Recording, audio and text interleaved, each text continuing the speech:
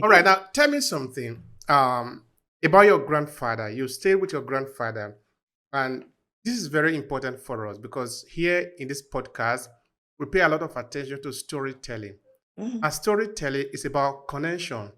That we want to know what our father knew or what their father know if they are still with us, and what they know also from their father, and what their father know also from their father. That is how we are able to connect. mhm, Because it goes from generation to generation. We must be able to connect. If we don't connect, there's something something is wrong. mhm. So, what do you remember your grandfather for? What do you remember of him? Well, my grandfather loves me.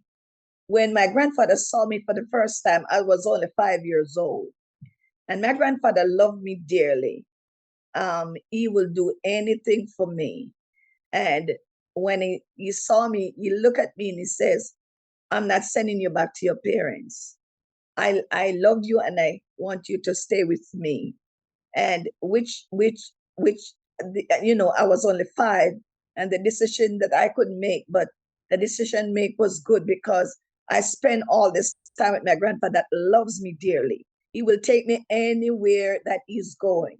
I was just a little girl. He will carry me into like a in the country they have like donkeys, and he would put me into one of those pads and carry me everywhere, and I used to love that. And so because of that, he just kept me, and he will let me know. He would give me the support that he loves me. And I felt that love.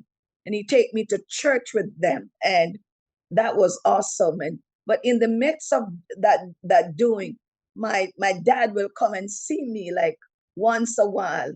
But my grandfather was he was I was the apple of his eye. He looked, I look up to him. When anything happened to me, he will see that I am okay. He will give me what I needed. My grandfather had a shop at those times. He have a lot of animals. And I remember my grandfather gave me a little cow for myself. I grew him as a little from a little calf. I give her a name. Her name was Sheila. I supported that little cow for myself. He grew up a big cow, but in those days, as a little girl, that was my pet. My cow was my pet, and so I love to take her out for feeding and give her water and so forth. And I grew up like that. It's like that kind of environment and love.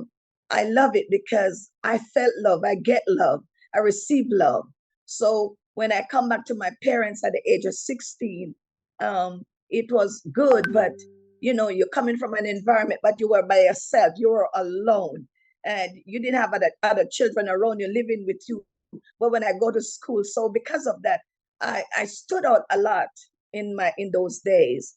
But when I come back to my parents now, I have to share that because these are my siblings. I'm the oldest, and I give God praise for that because through that I grow. And my sisters, them now, everybody is old and grew up, and we all together. We do things together. We are a team together. All 7 of us, we're still alive after my parents passed, but we are together. We have a tight bond together. If you touch me, you touch them. That's how we operate as sisters. And so I'm happy for that. That is lovely. That is lovely. All right. Now you're going to help us understand what your grandfather told you about maybe also his grandfather or his grandparent. Like I said before, we are here with the intention to connect. Yeah. You know that the people of African diaspora, we have, I don't know, or we can call it a peculiar experience. So Mm-hmm. for us, the decision to connect is very important for us. Now you know your grandfather. Your grandfather probably also know his grandfather and maybe Mm-hmm. his father and his mother. Yeah. So we are doing storytelling. So Yes. what do you remember your grandfather telling you of his father or his grandfather or his grandmother? Share with us. Okay. Well, I never met my grandmother. My my okay, oh, would I put it? My grandmother. I'm the oldest granddaughter, and my grandmother, she's from India. I never met her. but she had 11 children. My grandfather, my father, which my grandfather, I knew him.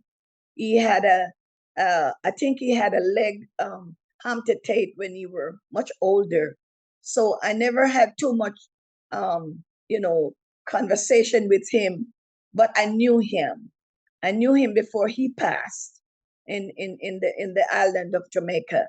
And so it was mostly stick to my grandfather. So whatever I see my grandfather does, my grandfather was a hardworking man. He was half Indian. He was a very hardworking man. He works very hard. He will go to the bushes throughout the day and he will come home in the evening. And when he come home in the evening, his supper will be ready. And I could remember my granddad was a little, very short man, but he was very sweet. He had a little shop that he sell everything in the shop. And I remember one time folks come into the shop to kill my grandfather. And his cousin came in and said, you can't touch him. He's my cousin. And so I just saw life. I sit and watch all those things growing up, and I said, wow, my grandfather is so much full of love. My grandfather full of love so much. He'll help everybody he could help. That's the way he did. My grandfather, he was so loving, and I think that kind of love passed down to me. It's like how you put it. It's like a covenant. That kind of love come down to me. He's giving. My grandfather was a giving person, so that kind of giving love I felt all along. I'll help everybody that I can. That's how I do it over the years. So I think that was passed down to me from my grandfather. Thank you so much for that. Of course, if I want, we could continue for a very long time on that rabbit hole. Like I said, we are not in haste here. We are interested in our story and we take the time to explore it. Yeah. We don't think that we must do this only in 10 minutes or in 15 minutes because it is our story and it Yeah. deserves all the time that it deserves to be able to tell it. But anyway, let's come to the present. Now you are in Canada, you are preaching to people, you are Mhm. helping them in your way. Now, tell me, what did they tell you about their story? Because again, story is very important for us. Like we must know Mhm. where we are coming from. In my Mhm. place, it is said that if you don't know where you are coming from, then you most probably do not know where you are going. So That's it true. is important that you must know where you are coming from. So from the point of view of story or storytelling, the people that you encounter in Canada, of course, I'm talking of people of African descent now. Mhm. What do you remember? What do they tell you about their story?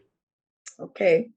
Many folks that I encountered in since I started to minister the word of God, I I love to being I went to a school, I become a counselor, and I counsel many folks that go through what I've experienced, and I was able to help them out of that, see them come to a place of deliverance and healing and restoration because of my encounter back in those days.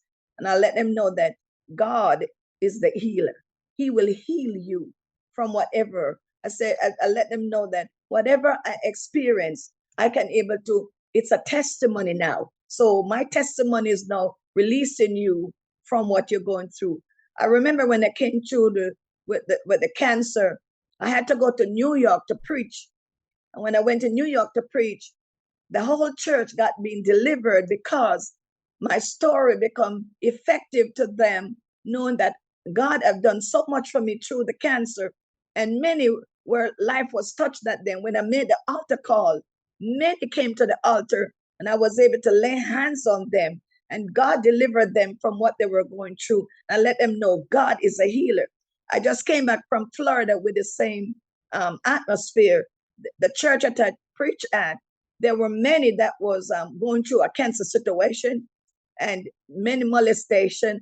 And I see God touch their life. They was weeping. I weep with them. I love them because I could remember the atmosphere of what I've been through. So because I could remember, I was able to relate with them and let them know it's all right.